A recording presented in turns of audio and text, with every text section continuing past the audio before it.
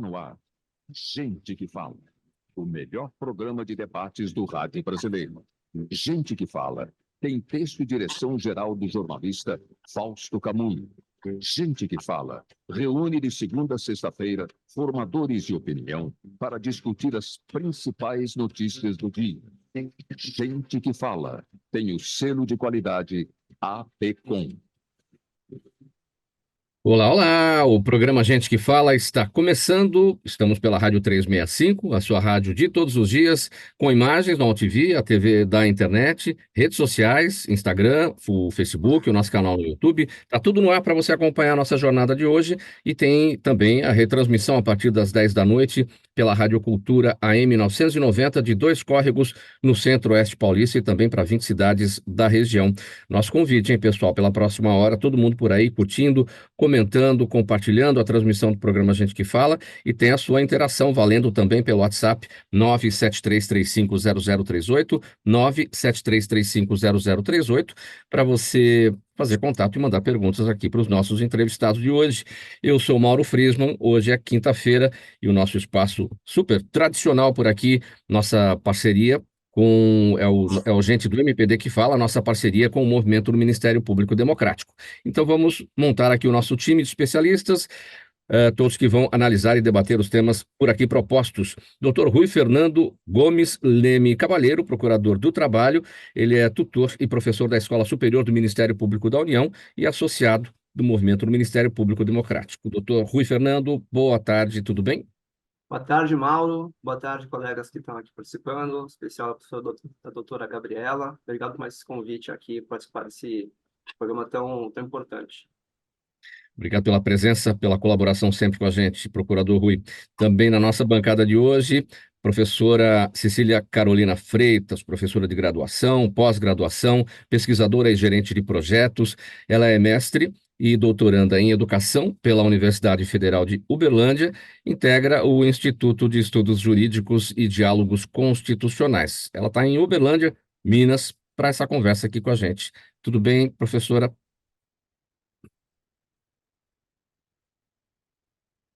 Professora Cecília? Perdemos o contato com a professora Cecília, já já ela retorna. Enquanto isso, eu vou seguir aqui apresentando a doutora Gabriela Barilli, advogada e especialista em direito eleitoral pelo Instituto Brasiliense de Direito Público. Doutora Gabriela, hoje em Brasília. Tudo bem, doutora? Tudo bem, Mauro, é um prazer estar aqui com você novamente. Quero agradecer, através do Dr. Rui, ao movimento do Ministério Público Democrático pelo convite. É sempre um prazer estar aqui com vocês e cumprimento os demais convidados de altíssima qualificação. É um prazer estar aqui com vocês. Muito obrigado pela presença. Também com a gente o Kleber Carrilho, cientista político, professor universitário, pesquisador da Universidade de Helsinki. Ele está na Finlândia, na capital da Finlândia. Um bom fim de tarde para você aí, Kleber. Como é que você está? Tudo bem, Mauro? É um prazer enorme estar com vocês novamente para discutir assuntos muito importantes para o Brasil e para o mundo. É um prazer estar com você, Mauro, Rui, Gabriela, Cecília. Espero que a gente aproveite a próxima hora para debater esses bons assuntos e levar boas opiniões, espero, para os ouvintes e para os telespectadores do Gente que Fala. Obrigado, Kleber, pela colaboração sempre com a gente. Eu vou apresentar novamente, agora ela já está na nossa conexão, doutora professora Cecília Carolina Freitas, professora de graduação, pós-graduação, pesquisadora e gerente de projetos, mestre e doutoranda em Educação pela Universidade Federal de Uberlândia. Ela também integra o Instituto de Estudos Jurídicos e Diálogos Constitucionais. Está em Uberlândia para conversar com a gente. Professora, tudo bem? Olá, boa tarde, Mauro. Obrigado pelo convite. Cumprimento também os colegas, Gabriela, Kleber, Dr. Rui. Agradeço a oportunidade de estar participando com vocês nesse debate. Vamos lá, gente. Primeiro, o tema dessa edição do Gente do MPD que Fala de hoje. Muito bem, olha, essa semana começou com a crise diplomática aberta entre Brasil e Israel, quando o presidente Lula comparou a guerra entre Israel e o Hamas ao Holocausto, que foi o genocídio de 6 milhões de judeus cometido pelo regime nazista durante a Segunda Guerra Mundial. Em reação, o primeiro-ministro de Israel, Benjamin Netanyahu, disse que o presidente Lula cruzou a linha vermelha, isso foi a primeira fala dele. O embaixador brasileiro em Israel chegou a ser repreendido publicamente e o presidente Lula foi declarado persona non grata pelo chanceler israelense, fora uma série de outras situações que foram ocorrendo ao longo dos últimos dias. O impasse, portanto, segue durante toda essa semana, um impasse diplomático, né? Sem sinais de qualquer tipo de arrefecimento, e Israel cobra pedido de desculpas do presidente Lula, que tem sido aconselhado por aliados a se pronunciar, para afirmar que a crítica ou a sua fala não foi dirigida aos judeus, e sim ao governo de Israel. Kleber Carrilho, muito bem. Fala de Lula, as diversas reações de Israel e seus governantes, o impasse diplomático estabelecido. O presidente Lula confunde os judeus com o governo de Israel ao olhar para esse conflito, essa guerra entre Israel e o Hamas de forma ideológica. O que o presidente Lula vê? Ele vê a extrema-direita num ataque aos civis palestinos, e ele não vê uma guerra entre o Estado de Israel e o terrorismo. Mauro, é muito interessante, né, quando você trazer essa percepção de que nós estamos lidando principalmente com recados que não são especificamente para a comunidade internacional. São recados tanto do presidente Lula quanto do primeiro-ministro Netanyahu para os ambientes internos. Note que coisa curiosa, né? Há um movimento internacional questionando os ataques de Israel à faixa de Gaza. No entanto, neste momento específico, quando o presidente Lula afirma de forma veemente que é contra os ataques, ele tem ele está naquele momento tentando ser porta-voz de um grupo de países, inclusive da própria África do Sul, que tem tido um papel muito relevante nessa acusação a Israel.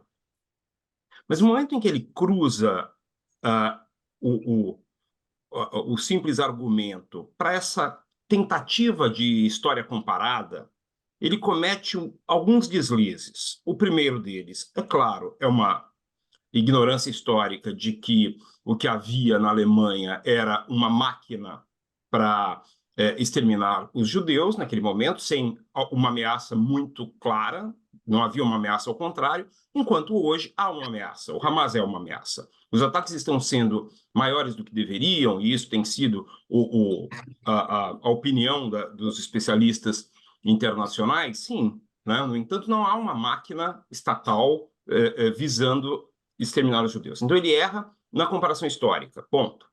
Agora, ele também erra na questão estratégica. Ao tentar desenvolver um discurso tão importante que tivesse destaque no mundo todo e, consequentemente, falasse com a população brasileira dizendo, olha como Lula é importante no mundo, então talvez tenha sido esse interesse. Quando ele faz isso, ele também fortalece, né, sem intenção, mas também fortalece o discurso interno de Netanyahu, né? Quando o Netanyahu observa este ataque com uma recordação dos antepassados judeus na Europa que sofreram durante o nazismo, quando ele percebe isso, ele aproveita para reforçar a necessidade de ele se manter na liderança internamente. Então, o que a gente está vendo aí são dois líderes no embate internacional tentando se tornar ou manter a importância nos ambientes internos. Por isso é que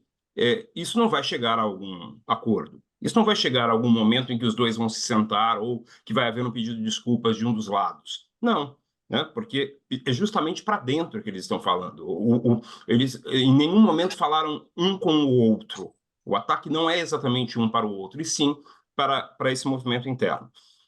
É claro que no Brasil a sensação é que isso tem sido notícia no mundo todo. Foi na segunda-feira. Hoje ninguém mais fala disso, né? Então, o que está acontecendo no Brasil tem se levantado muito isso justamente para mostrar o Lula com importância internacional, ao mesmo tempo em que Israel tem falado muito disso, e principalmente o Netanyahu tem feito seus discursos em inglês para dizer que a comunidade internacional está com ele. Agora, o que a gente vai precisa esperar daí, precisa ver como resultado daí, é justamente como é que os dois vão ter as próximas pesquisas ou os próximos resultados políticos internos para entender se isso foi positivo ou negativo para cada um deles. Professora Cecília, como esse impasse diplomático aberto entre Brasil e Israel deve se solucionar ou não deve ser solucionado? Olha, a colocação feita pelo presidente Lula, ela foi feita num contexto maior, né, daquele discurso, no sentido realmente de não cessar as ajudas humanitárias, e que os países continuassem unidos no sentido de combate mesmo, à situação, ao conflito que está colocado. Entretanto, isoladamente, essa fala acabou repercutindo nacionalmente, tanto em Israel quanto no Brasil, como bem o professor Kleber disse, no sentido de que ela criou dimensões considerando os contextos locais, né? No Brasil, teve, inclusive, a situação no Congresso Nacional, como a gente bem viu, da união de diversos parlamentares, no sentido de assinatura de impeachment, né, contra o presidente Lula, requerimento, e Netanyahu também nesse sentido, utilizando esse impasse, essa fala como uma ofensa ao povo e também tentando se colocar, se manter na liderança em face à situação controversa que ele vive naquele país, né, desde muito antes do conflito. Procurador Rui, sua análise, por favor. Eu acho que assim, existe um símbolo do que foi o Holocausto, a Shoah, né? E esse símbolo ele pode e tem que ser usado pela comunidade judaica para apontar a sucessão de erros e barbaridades que aconteceram na Alemanha no período nazista, mas esse símbolo também serve à humanidade como um todo, né? Entre o Holocausto dos judeus e entre o apartheid da África do Sul, a gente tem o que acontece atualmente na Palestina, aonde, ao invés de uma guerra contra o Hamas, que não é, na verdade, um exército, é uma organização que pode ser tipificada como sendo terrorista, você tem uma guerra contra a população civil palestina, com 27 mil pessoas mortas, 10 mil crianças mortas.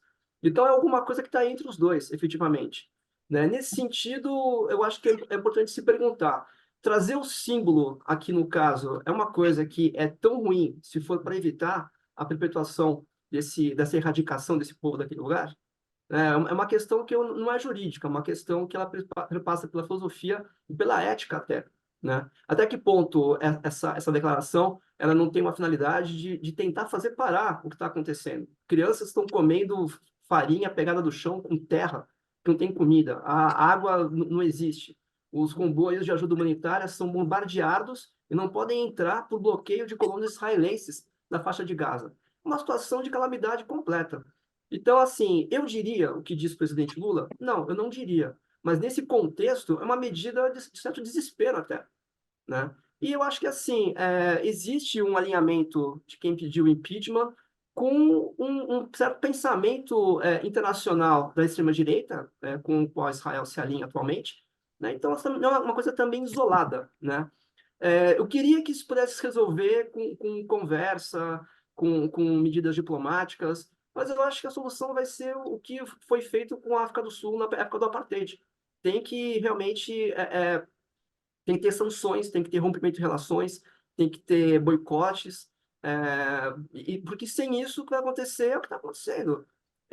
Israel, e aí que tá, não é, na verdade, o povo israelense, não existe uma aceitação 100% do que é feito pelo povo israelense, né? Mas existe aí o governo israelense praticando um crime absurdo, pelo qual foi denunciado pela África do Sul, inclusive.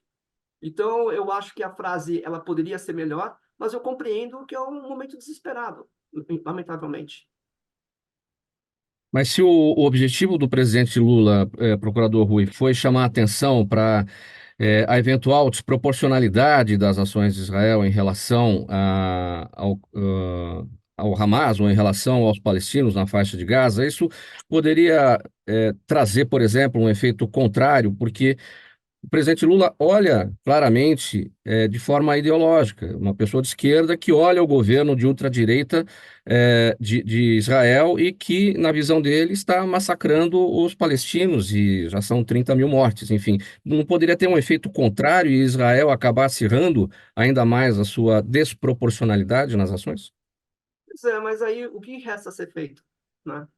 A pergunta é essa, o que resta a ser feito?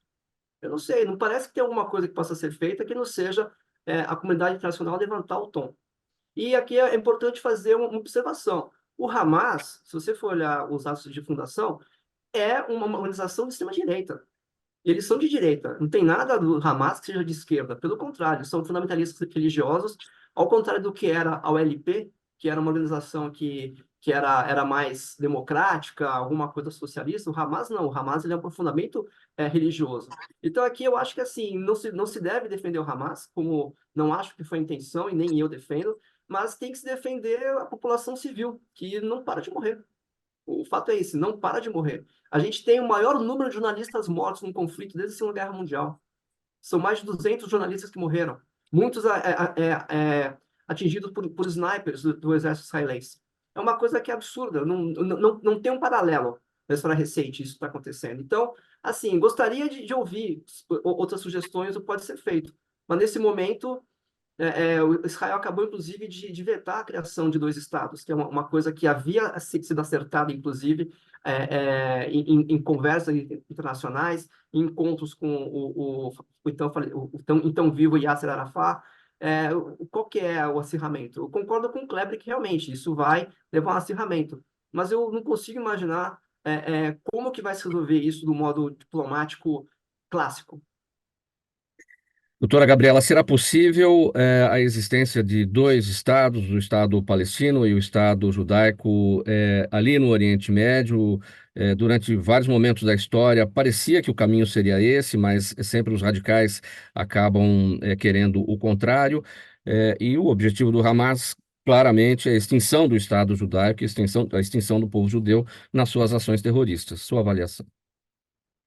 Eu não conseguiria responder essa pergunta, né, quanto no que se refere à criação do Estado palestino, porque esse conflito vem se arrastando há anos. E embora nós tenhamos a nossa opinião pessoal, é difícil de responder se isso virá a acontecer no futuro próximo ou distante, né? E assim, não há como pormenorizar o ataque que o Hamas cometeu contra os judeus, né? Foi um ataque bárbaro. Nós vimos o que eles fizeram com mulheres, com crianças, com pessoas indefesas, e nós não podemos apequenar o direito de Israel de se defender, né? E assim, não quer dizer que eu seja a favor do que está acontecendo, da matança de civis, da violência que vem sendo cometida contra pessoas inocentes. Não, eu não sou a favor disso, mas eu acho que Israel tinha que responder dessa forma. Combater o terrorismo não é tarefa fácil. Nós sabemos que foi descoberto recentemente um túnel que passava embaixo da sede das Nações Unidas e que supostamente a própria ONU foi utilizada para cobertar os atos terroristas. Então, vejam, não é simples. A gente fala como se o Netanyahu está exagerando, está errando a mão e está fazendo isso porque ele quer. É difícil. O terrorismo é enraizado naquele local e é uma realidade muito dura de ser enfrentada e combatida. Eu volto a dizer, não sou a favor de excessos e acho que o presidente Lula teria toda a razão de se colocar, de utilizar o posicionamento dele de esquerda para defender o Estado palestino, se ele assim pensa. Porém, eu acho que não há como colocar o Holocausto e a guerra de Israel contra o Hamas como coisas equivalentes. Não é porque eu pense isso, é porque simplesmente não é possível. Foram situações completamente diferentes, como o Kleber colocou aí.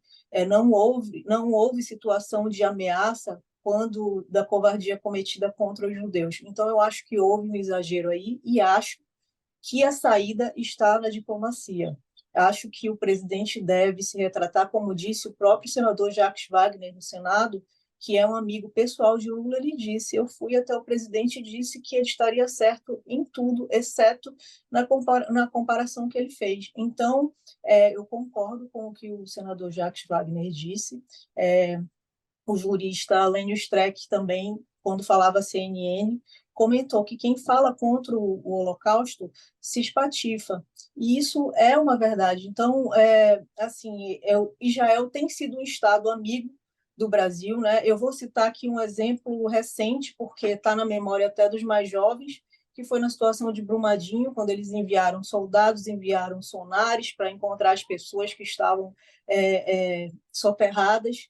Enfim, ele é um Estado que não vale a pena nós esticarmos a corda por causa de uma declaração que não foi feliz, mas que nós não temos também que condenar o presidente por causa disso, porque todo mundo erra. O problema é como você vai lidar com esse erro, né? E isso o próprio entorno do presidente sugere que ele resolva, solucione, e se não vai pedir desculpa, que pelo menos contextualize o que ele disse, porque não há proveito nem político internamente para ele e nem externamente, porque colocou o Brasil na mira dos estados internacionais por uma coisa que não é positiva. E nós temos aí agora o encontro do G20, onde outras coisas poderiam ter aí um destaque, e nós estamos aí, né, com essa situação que não é nada agradável para ninguém. Kleber, você pediu a palavra para a gente encerrar esse tópico? Super rápido aqui. O grande problema, Mauro, é que, eu repito aqui, as grandes lideranças internacionais estão com problemas internos para resolver. Então, muito dificilmente vai haver uma tendência de resolução com todos sentando-se à mesa. Os Estados Unidos estão com problemas internos aí, eleição esse ano, a Rússia com a questão da Ucrânia, a China com uma crise econômica que parece que vai estar acontecendo. Então, dificilmente vai haver um movimento de solução muito rápida e liderado por esses países. Portanto, talvez também o presidente Lula tenha querido buscar para si essa a possibilidade de ser esse negociador internacional e, claro, levar esse sucesso para dentro do eleitorado dele. Muito bem, o programa Gente que Fala segue por aqui, na edição de quinta-feira, sempre o Gente do MPD que Fala, parceria nossa com o movimento do Ministério Público Democrático, pela Rádio 365, sua rádio de todos os dias, AltV, TV da internet, redes sociais, Instagram, Facebook e o nosso canal no YouTube, e a retransmissão às 10 da noite pela Rádio Cultura AM 990 de Dois Córregos, no Centro-Oeste paulista. Próximo tema: bairros paulistanos onde moram mais pessoas negras tiveram mais alagamentos, inundações e deslizamento nos últimos 10 anos, de acordo com um levantamento da agência pública, a partir de dados da Defesa Civil aqui do município de São Paulo. 10 dessas localidades têm população negra acima da média da cidade, sendo que 9 delas ficam na periferia e só uma, a Sé, está no centro, na zona central da cidade. Para repercutir, professora Cecília, um conceito de racismo ambiental, que é apresentado aqui por especialistas e que ajudaria a explicar a demora do poder público em tomar medidas contra o problema e a falta de opção de moradia que parte da população negra enfrenta. Professora. O racismo ambiental, Mauro, no meu ponto de vista, e como ele vem sendo utilizado pela literatura, ele vem sendo trabalhado na questão da ocupação das cidades, né? Então, a ocupação, o planejamento urbano, ele acaba gerando esse racismo ambiental à medida que essas comunidades mais carentes, mais desfavorecidas, vão ocupando regiões com maior problemática, inclusive próximo a áreas que deveriam ser córregos mais bem cuidados, que deveriam ser regiões que não são de risco. Então, esse dilema, ele acaba alcançando de uma forma mais incisiva, logicamente, as comunidades mais carentes desde sempre, desde as constituições das cidades. E só que agora, com os problemas ambientais, isso acaba gerando ainda mais consequências, né? As chuvas hoje, elas não podem mais ser projetadas como antes.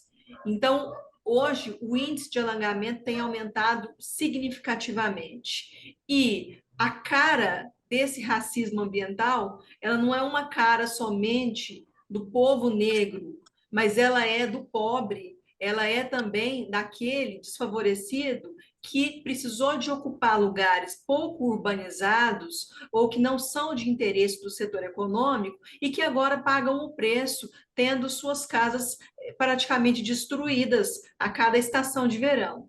Então, é um desafio muito grande para as cidades, é um investimento do poder público que muitas vezes é feito unicamente pelo poder público, não tem interesse da iniciativa privada na urbanização desses espaços.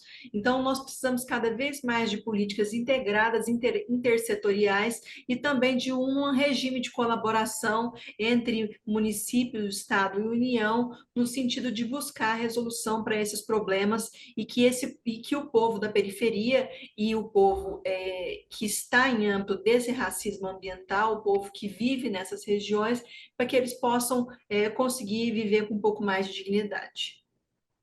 Bom, então o racismo ambiental ele viria de várias frentes, ele viria do próprio poder público, ele viria do setor econômico, sem interesse em investimento nessas áreas? Sim, o meu entendimento, ao tomar conhecimento dessa literatura, é que esse racismo ambiental ele vem, ele ultrapassa a esfera do poder público, porque quando hoje vai se construir um bairro, a responsabilidade de diversos tipos de planejamento ali, de convivência social, a questão mesmo da drenagem pluvial, toda essa questão desses aspectos que envolvem planejamento urbano mesmo, são cuidados pela iniciativa privada. E já esses bairros são antigos e não tinham um marco regulatório como nós temos hoje, em que o poder público e as empresas contratadas para a construção dos conjuntos habitacionais são obrigadas, né, a desenvolver uma série de ações. Então, nesse sentido, no meu entendimento, é uma ação complexa que envolve tanto o poder público quanto o poder privado. Poder privado no sentido de que só desenvolve ações mais recentemente, a partir de um marco regulatório mais rígido. E o poder público no sentido de que não consegue dar solução para problemas mais antigos, como esse que acomete a Zona Leste de São Paulo e todos esses esses bairros e esses que estão no ranking, né, desse problema do racismo ambiental, que não é um racismo também que é somente de localização, mas também que tem uma cara e que tem uma cor, que é o povo pobre e o povo também preto, o povo negro. Procurador Rui, um racismo ambiental que não só se traduz no que nós dissemos aqui na nota, né, nessas localidades que têm mais alagamentos, inundações e deslizamentos, ou seja, aquilo que traz precariedade para a vida das pessoas, para as moradias, para a qualidade de vida. Não só isso, mas o fato também de empurrar as pessoas para essas franjas da cidade e mantê-las distante dos locais de trabalho, por exemplo, porque elas precisam pegar aí conduções, horas, para poder chegar nos seus pontos quando tem emprego, né? Pois é, aí a gente vê que quando se fala que o racismo ele é estrutural, não é um erro, né? Porque tem um aspecto dele que é ambiental, você vê que tem um aspecto dele profissional. Quais são as profissões que têm maior número de pessoas negras, né? Uma delas são os concursos públicos, onde você não tem a pessoa que vai contratar vendo a cor de quem passou no concurso. O maior número de pessoas empregadas no Brasil com bons salários está realmente no serviço público. O que sobra para a população negra são serviços terceirizados. Por exemplo, a gente sabe que a terceirização de vigilância e de serviço de limpeza, ela é quase que essencialmente negra e de limpeza é de mulheres negras, né? Então, assim, existe realmente aqui um erro histórico nosso e não, a gente já falou isso em programas anteriores, inclusive, de não garantir o acesso aos bens da vida, às oportunidades da população negra e como disse a professora Cecília, eu nem tenho nada a acrescentar, ela fez uma análise excelente, as pessoas são empurradas para esses locais, né? E quais são os locais? São os locais bons? Os locais que não têm alagamento? Os locais que têm infraestrutura? Não, é o local onde dá. A população ela é forçada a se deslocar para esses locais. Então, lamentavelmente, esse racismo ambiental é uma das dimensões do racismo estrutural aqui do Brasil. Muito bem, gente. A gente precisa dar uma parada agora para o intervalo do programa Gente que Fala, para a gente acompanhar a mensagem do nosso apoiador e rapidinho a gente já volta com a sequência dos temas por aqui. Até já. Toda ação estratégica de sucesso tem um componente fundamental, um instituto de pesquisas ético, rápido e preciso. Afinal, é ele que vai fornecer informação confiável, sem achismos e palpites. E isso, numa época de mudanças rápidas e repentinas, é fator crítico de sucesso. A Orbis é um instituto de pesquisas que une precisão e confiabilidade estatística com a mais alta tecnologia de pesquisas do mercado. Tem inteligência artificial, robótica, big data, entre outros recursos, para que você tenha uma informação correta, confiável, com o menor custo e no menor tempo possível. Na sua próxima ação, seja ela corporativa ou política, comece pela Orbis, porque com a informação correta você vai mais longe, mais rápido e com mais segurança. De volta ao programa Gente que Fala por aqui, edição de quinta-feira, o Gente do MPD que Fala, parceria nossa, sempre com o movimento do Ministério Público Democrático, pela Rádio 365, sua rádio de todos os dias, com imagens do Altivia TV da internet, redes sociais, Instagram, Facebook, nosso canal no YouTube e a retransmissão às 10 da noite pela Rádio Cultura AM 990 de Dois Córregos, no Centro-Oeste Paulista. Vamos para o próximo tema aqui, gente. O presidente do Supremo Tribunal Federal, ministro Luiz Roberto Barroso, disse ontem que ainda não há solução viável para conter o uso de deepfakes. É a técnica que permite alterar o rosto de uma pessoa em fotos ou em vídeos com o uso da inteligência artificial. Segundo o ministro Barroso, os debates que tratam do uso da tecnologia de marcas d'água, tanto para detectar e sinalizar as imagens feitas por inteligência artificial, ainda não avançaram. Doutora Gabriela, esse tema de fato preocupa os juristas. A gente está em ano de eleições, de fake, para quem não acompanha, não entende, não conhece o termo. Tecnologia, né, avançada da inteligência artificial que cria conteúdo aparentemente verdadeiro, conteúdo falso, né, fake, mas aparentemente verdadeiro, e aí feito tudo para enganar de fato os desavisados. Estamos longe ainda então de uma solução? Pois é, Mauro. Nós tínhamos a esperança de que essa tecnologia fosse aprovada para tentar minimizar os danos que a deepfake pode causar no processo eleitoral. Nós temos aí um período exíguo de 45 dias e é muito difícil você apagar um incêndio quando ele acontece em tão pouco tempo. Tem como você depois correr atrás de uma reparação? Talvez, mas aí você já perdeu a eleição. Eu posso citar agora, recentemente, que foi usada a deepfake na Argentina, na eleição da Argentina, onde o Sérgio Massa aparecia num vídeo cheirando cocaína. E aquele vídeo era um vídeo falso. Eu não estou dizendo que Sérgio Massa perdeu a eleição por causa deste vídeo, porque haviam outros elementos ali que levaram Javier Milei a ser vitorioso. No entanto, eu não posso desconsiderar que isso teve um impacto, né? Então, as deepfakes, elas realmente preocupam, né? Porque a inteligência artificial é um tema que ainda assusta as pessoas e a deepfake é apenas um aspecto da inteligência artificial.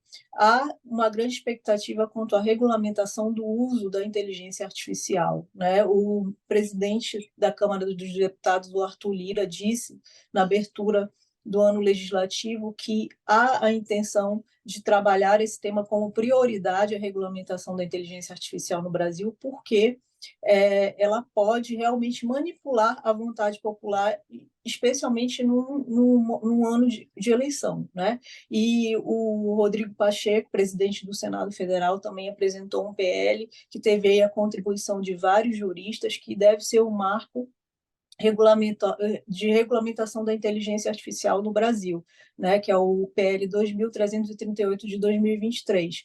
Deve ser votado no primeiro semestre deste ano. Mas nós não temos nada em termos de legislação muito específico em relação a deepfake. Então, o que nos resta? As armas são a informação, né, e o esclarecimento da população quanto a essa nova tecnologia, que coloca pessoas dizendo e fazendo coisas que não disseram, não fizeram, mudam o rosto, mudam a situação, e e, assim, especialmente quem não está familiarizado com as inovações da inteligência artificial pode realmente ser influenciado pelas deepfakes, e uma coisa que a Justiça Eleitoral sempre tentou proteger é a vontade do eleitor, né, que não deve ser manipulada através de tecnologias que induzem ao erro. Kleber Carrilho, o olhar da ciência política para isso. Muita gente desconhece o que é a deepfake, não tem familiaridade com o tema, tem a questão da educação política no país para isso, e o tempo é muito curto para dar regulamentação, e mesmo que se dê a regulamentação, outra coisa é a regulamentação atuar bem nisso, né? Há uma grande questão que é o desequilíbrio, né, Mauro? Quando a gente olha para o ambiente democrático, as ferramentas precisam estar disponíveis para todos. E aí a gente pensa o seguinte: quer dizer que a deepfake precisa estar disponível para todos, né? E claro que não é isso que a gente quer dizer. No entanto, note o que aconteceu em 2018, né? Só para a gente pensar num passado muito próximo. Uma das campanhas para presidente tinha um controle, uma capacidade, uma competência na distribuição de fake news. Uma das campanhas tinha muito mais do que a outra, e, consequentemente, houve, não sei se o resultado, não dá para a gente ter uma certeza absoluta com os dados que a gente tem hoje de que a vitória em 2018 do ex-presidente Bolsonaro se deu por causa disso, mas esse desequilíbrio causa um problema extremamente sério para a democracia, que é aquilo que a gente não pode ter numa democracia, que é um grupo ter um maior acesso ao poder do que o outro. E quando a gente fala em poder de comunicação, a gente fala no chamado quarto poder, no chamado quarto estado, né, nas diversas definições. Então, este é um grande problema. Neste momento, quem é que tem a competência para o desenvolvimento das deepfakes? Algumas campanhas específicas, alguns grupos específicos. E isso, de novo, vai causar desequilíbrio. Nós estamos falando de uma eleição para prefeito, o que é mais complexo ainda, porque em determinados lugares, quem tem poder econômico, claro, consegue contratar gente boa para desenvolver esse tipo de trabalho. Outra coisa fundamental que a gente precisa também pensar aqui, não é só a questão de educação, mas principalmente o fato de a gente não estar levando, neste momento, argumentação para o ambiente político. A gente tem levado muita emoção, muita confirmação de opinião, e não um ambiente de argumentação como este, por exemplo. As redes sociais são muito rápidas, são muito simples em termos de linguagem, e, consequentemente, faz com que as pessoas apenas reafirmem aquilo que acreditam. Quando chega um vídeo do Massa, na Argentina, cheirando cocaína, quem acredita, quem vê vou usar uma definição, um termo lacaniano aqui, quem vê o Milei como o grande outro, a partir do qual a realidade se estabelece, aquilo é verdade absoluta, e não importa alguém dizer que não é. Né? E este é o grande problema também, não importa a Justiça Eleitoral chegar lá e dizer, olha, não é. Não, cuidado com deepfakes. Não, as pessoas veem, falam, olha, isso é algo que eu acredito porque concorda comigo, e vou distribuir para todo mundo. Então, esse é um processo muito mais longo do que somente vamos educar as pessoas aí, e educar nesse sentido, né, de dizer para as pessoas que existe deepfake. Não, a gente precisa repensar a nossa relação com a política, e talvez começando pelos jovens, o que a gente não tem feito. Na história, Kleber, como é que a ciência política consegue fazer um paralelo entre o deepfake e outras formas de jogo sujo, né, entre os adversários, de contar mentira dos adversários para dar essa rasteira, nas eleições? Mais do que isso, Mauro, não é a mentira em si, mas o uso da tecnologia antes. Veja só, e aí para mentira ou para verdade, tá? Quando há um controle da imprensa no primeiro momento, do rádio, da TV e da própria internet, os grupos que chegam primeiro a esta tecnologia conseguem vitórias eleitorais ou manutenção no poder, né, em determinados momentos da história.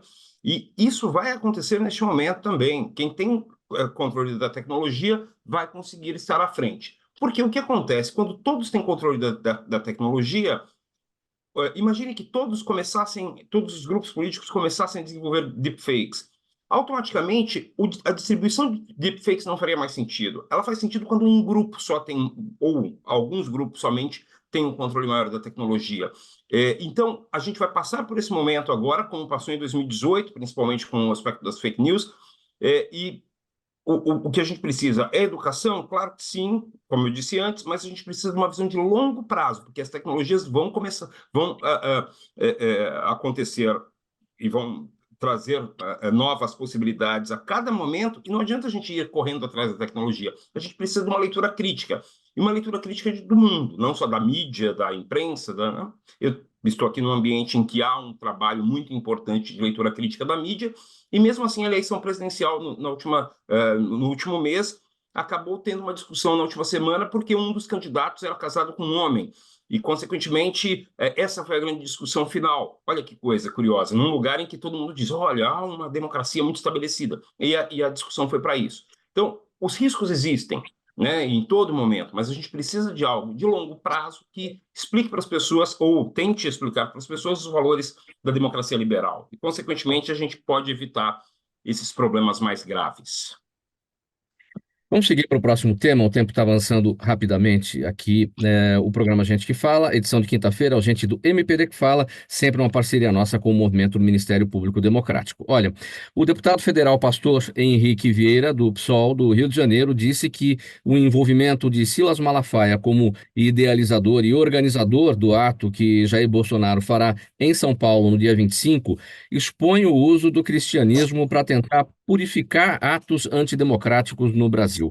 O parlamentar, o pastor Henrique Vieira, do PSOL, afirmou que o bolsonarismo não respeita os princípios, os pactos e os limites que caracterizam uma democracia e que Silas Malafaia repete o feito ao usar sua posição de pastor para viabilizar econômica e moralmente uma manifestação de caráter político e ideológico. Professora Cecília, a sua avaliação, esse tema vem à baila porque o pastor Silas Malafaia aparece, né, de fato, não apenas como idealizador e organizador do ato, mas financiador. Sim, essa é uma situação muito delicada, Mauro, que nós estamos vivenciando, que ainda é reflexo da polarização que vivemos nos últimos tempos na política nacional, né? Nesse sentido, que nós temos que sempre trazer à mente, quando fazemos avaliação sobre política e religião e a polarização no Brasil, é que essas igrejas, elas possuem pessoas lá dentro e pessoas que são... que exercem sua cidadania, ao seu modo, né? E uma vez que a pauta de valores para eles é aquilo que fala maior, é uma situação de prioridade, né? Que fala mais forte a consciência deles no exercício dessa cidadania. Então, uma vez que isso acontece, nós vemos esse tipo de iniciativa, como a iniciativa do pastor Silas Malafaia, se bem que criticada pelo deputado Vieira, mas a divisão do cristianismo e o uso de recursos dessas instituições religiosas para eventos como esse que está programado para o próximo dia 25. O que acontece é que, para uma discussão laica, muitas vezes achamos e consideramos imoral algumas iniciativas como essa de uso de recursos de instituições religiosas para esse tipo de fim. Mas para os próprios membros dessas instituições, isto faz sentido e assume relevância, uma vez que existe hoje, né, essa questão muito clara em relação ao processo político brasileiro e à defesa dessas pautas de valores no Congresso Nacional. Então, para eles, isso faz muito sentido e, no meu entendimento, Silas Malafaia faz isso com a anuência desses membros dessa organização religiosa e também isso tem muito potencial de repercutir para outras instituições. Esse é o meu entendimento. Seu entendimento, procurador Rui. Pastor Silas Malafaia usa o cristianismo para santificar golpistas, nas palavras do deputado federal pastor Henrique Vieira. Eu acho que concordo inicialmente com o que disse a professora Cecília, né? E eu acho que, assim, infelizmente, qualquer religião pode ser distorcida, qualquer fé pode ser distorcida para que uma visão particular, pessoal, das pessoas que estão à frente dela, ou até visões preconceituosas, extremistas, sejam defendidas. A gente acabou de falar do Hamas agora há pouco, também tem o Estado Islâmico, a gente tem diversas manifestações do cristianismo que são totalmente antidemocráticas e que são pessoalistas, né? Eu acho isso muito ruim para a democracia. Eu acho que, assim, não se pode, a gente não tem nenhum direito que é absoluto na Constituição, e nem no ordenamento mundial, né? Os instrumentos que a gente tem no cenário mundial. Todos eles têm que ser balizados e têm que ser balanceados por outros direitos. Nesse caso, tem que se ver, o direito de expressão religiosa, ele é tão amplo assim que permite um discurso de ódio, um discurso de arregimentação política, um discurso de mobilização política, é uma coisa que tem que ser investigada, uma coisa que tem que ser analisada, e a gente, como sociedade, tem que dizer realmente o que a gente pensa sobre isso, né? Se pode se deixar a pessoa, sob o manto da religiosidade, dizer qualquer coisa, fazer qualquer coisa, e agir de qualquer modo. Eu acho que não. Eu acho que tem limites, né? E os limites têm que ser postos pela sociedade democrática. Doutora Cecília, sua avaliação? Doutora Então, Gabriela? nesse sentido, Gabriela, desculpe. Doutora Gabriela, sim. Eu só interferi porque a doutora Cecília já falou, né? Sim, Mas, sim. Mauro, eu acredito que as palavras do deputado do PSOL são... Ele está jogando o jogo político, né? Ele está disputando com o Silas Malafaia a fatia do eleitorado cristão que os dois estão ali se engafiando para obter, né, no final das contas.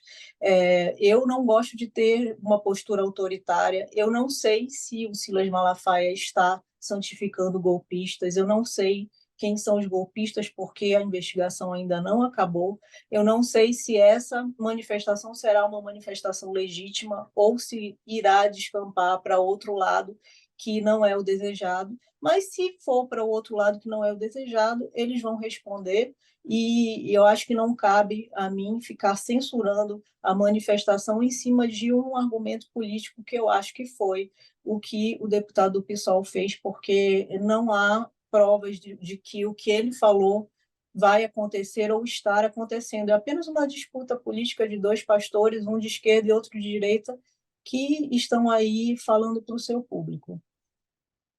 Kleber, o olhar da ciência política para essa questão. Essa aproximação de alguns movimentos religiosos com a extrema-direita no Brasil, às vezes é visto como um fato isolado, mas não é, né? A relação entre religião e política se dá o tempo todo, né? Na história, né? E quando a gente pensa que a própria Igreja Católica esteve presente com seus grupos de esquerda na fundação, por exemplo, do Partido dos Trabalhadores, né? É muito complicado quando a gente simplifica o debate ao dizer que o problema é a religião na política, né? Poderia ser um problema, idealmente para a democracia liberal é um problema, mas é uma realidade. Não tem como a gente desvencilhar, tirar uma coisa da outra. Há aspectos legais que precisam ser observados. Agora, existe uma parte do eleitorado brasileiro que tem valores conservadores, que se aproximaram das igrejas evangélicas nas últimas décadas e, consequentemente, tem um pensamento ligado a uma herança neocalvinista, o nome que a gente queira dar para esse neopentecostalismo, mas essa ideia de um certo sucesso financeiro ser associado a bênçãos, a essas coisas todas, e isso está muito presente na fala do Malafaia e faz coro com aquilo que defendem os grupos econômicos ligados ao ex-presidente Bolsonaro, inclusive o próprio ex-ministro da Economia. Então, o fato de ter uma manifestação é só uma manifestação.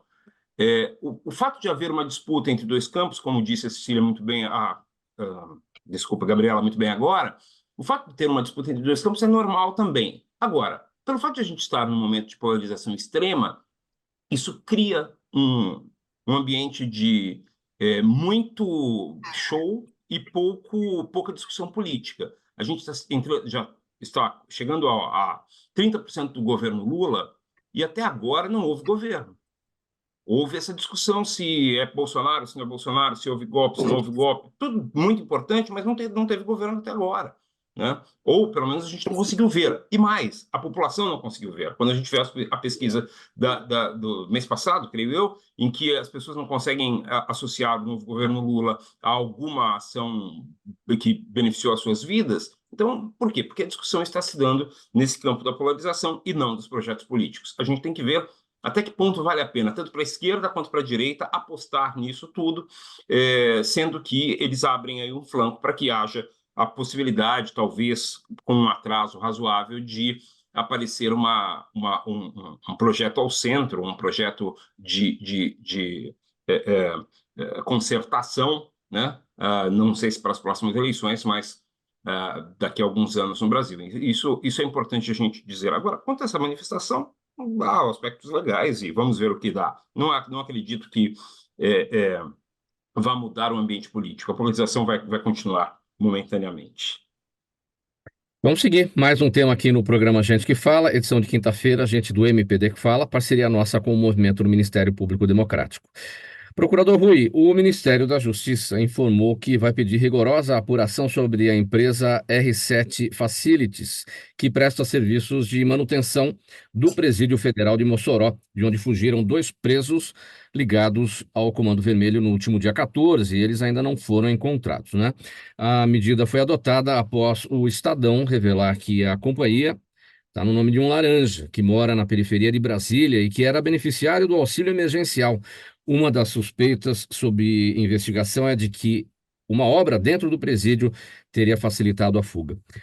Por onde começa uma investigação de um assunto tão grave e que pode apontar aí uma ligação entre uma coisa e outra, né? Pois é, a gente tem uma ideologia muito, muito dominante hoje na administração pública brasileira de que o que é privado é excelente, é sensacional, é ótimo, né? Que a gente tem que delegar, quanto mais funções públicas para os entes privados, melhor. Em alguns casos, isso não é mentira. Grandes construções, empresas que detêm uma tecnologia, que têm um modo de produzir melhor, realmente prestam um serviço melhor. Mas quem diz isso se esquece de que tem coisas que não são tão grandes, são coisas que são pequenas, são coisas que são, de certo modo, interioranas do Brasil, e a gente se depara com empresas pequenas, empresas que não têm capacidade econômica, e muitas vezes empresas que são montadas por gente que já deve alguma coisa, deve na justiça, deve explicações, foi condenada por improbidade, foi autuada por não ter cumprido uma obra. E o que as pessoas fazem? Elas montam outras empresas de modo sucessivo. Eu vi um caso, inclusive, onde havia uma empresa de segurança que prestava serviços num órgão público numa cidade onde eu atuei, e a empresa ela teve 7 nomes ao longo de 10 anos. E cada um dos nomes tinha uma pessoa diferente da família do dono original. Primeiro foi a sua esposa, depois foi uma filha, depois foi outra filha, depois foi o cunhado. E assim, a empresa foi passando. Quem mandava realmente na empresa era a pessoa original, mas a empresa continuou existindo com outros nomes, dando calote nos empregados, transferindo as dívidas para o ente público. Então, assim, essa ideia de que tudo o que é privado é bom, ela tem que ser vista com muito cuidado, tem que ser vista de um modo muito mais rigoroso, né? Nesse caso, você não tem a capacidade econômica da empresa, a pessoa que seria a diretora da empresa presidente também não tem capacidade econômica, parece que recebeu, inclusive, o auxílio emergencial durante um período. Como é que isso é fechado? Como é que isso é mantido? Qual que é a fiscalização que é feita? Quando a gente discutia no STF que o ente público ele devia ser penalizado por não fiscalizar os contratos das suas terceirizadas, a gente levantou essa questão. Ele tem um dever de fiscalizar. Então, tem que ver, está pagando os impostos, como é que está sendo a execução da obra. Talvez haja efetivamente algum tipo de ligação entre essa empresa e essa facção criminosa, né? Mas ainda que não haja, o que se tem no mínimo é uma falta de fiscalização. É um erro de quem pegou e escolheu a empresa. Perguntas da nossa audiência por aqui, vamos a elas, uma para cada um. Vou pedir bastante brevidade, porque a gente tem 5 minutos apenas para o nosso final aqui. O doutor Rui está com a palavra. Procurador Rui, a pergunta aqui do André Cury, ele está no YouTube, e pergunta a sua opinião sobre o projeto de lei 124 deste ano, do deputado André Janones, do Avante de Minas, que regulamenta a pernoite no local de trabalho para evitar situação análoga à escravidão. Pois é, eu acho que isso demanda uma discussão muito grande com vários atores, discussão com entidades sindicais, discussão com as entidades que fazem o acolhimento e que combatem o trabalho em situação análoga à escravidão, né? Não é porque se estabelece uma lei que a coisa vai melhorar de cara, né? Mas eu acho que assim toda a iniciativa de combater todo esse entorno, essa situação que leva a pessoa à escravização moderna, ela é bem-vinda. Doutora Gabriela, a Aline Gomes no YouTube também pergunta, além do apoio financeiro a candidatos, de que forma o crime organizado pode interferir nas eleições, especialmente em São Paulo? Olha, o crime organizado, ele tem, há denúncias, né, de que ele tem financiado candidatos para ter esse espaço dentro do poder público, né? Então, o dinheiro que entra de forma ilegal, advindo das organizações criminosas, tem como alavancar candidaturas, e essa é uma das funções fiscalizatórias da Justiça Eleitoral. Quando a Justiça Eleitoral decide fiscalizar a fonte, combater o Caixa 2, colocar limites de gastos de campanha, justamente para evitar que o dinheiro venha de forma ilegal e alavanque a candidaturas que estão a favor do crime organizado. Quanto às peculiaridades da cidade de São Paulo, eu realmente não estou familiarizado com o que está acontecendo no momento, porque, enfim, eu estou em Brasília. A professora Cecília Juliana Rocha no Instagram acompanha o programa Gente que Fala e pergunta se o FIES ainda vale a pena. FIES vale a pena, especialmente nesse governo que está colocado, uma vez que as políticas educacionais sempre foram incentivadas e tem havido algumas alternativas de políticas públicas intersetoriais no sentido de unir a realidades sociais e a adequação ao pagamento das dívidas, o que acaba resolvendo um pouco do problema do superendividamento dos formados, né? Então, é claro, é uma política que está em reformulação, precisa de ser analisado todos esses aspectos, mas o FIES ainda vale a pena. No Facebook está com a gente o Rodrigo Monteiro. Kleber, ele quer saber de você o que se pode esperar do depoimento de Jair Bolsonaro daqui a pouco na Polícia Federal. Nada. Silêncio. Ele não vai falar nada, é óbvio, né? Não vai se incriminar e este caso vai se arrastar, porque, como eu disse antes, vale a pena para os dois lados tocarem esse barco da golpe não golpe. Posso fazer só uma observação, Mauro? Eu não respondi aqui Vai lá. uma das perguntas sobre a questão climática. Vale muito a pena para quem tem interesse ler o livro organizado pela Mary Robinson, que foi presidente da Irlanda, né? Chamado Justiça Climática. Eu acho que quem lançou no Brasil foi o pessoal da ICLEI, que é um grupo do ICLEI, um grupo de advogados aí pelo clima, bem interessante para quem tem interesse nessa questão de racismo ambiental, justiça climática, vale a pena essa obra. Obrigado pelo Muito bem. espaço. Dada a sua dica, gente, 10 segundos para cada um para despedida. Kleber, você está falando, eu começo com você. Então, muito obrigado, sempre um prazer estar com vocês todos, e esses assuntos realmente são extremamente importantes, Mauro. Continue com este programa fantástico para trazer bons debates para a vida brasileira. Um abraço.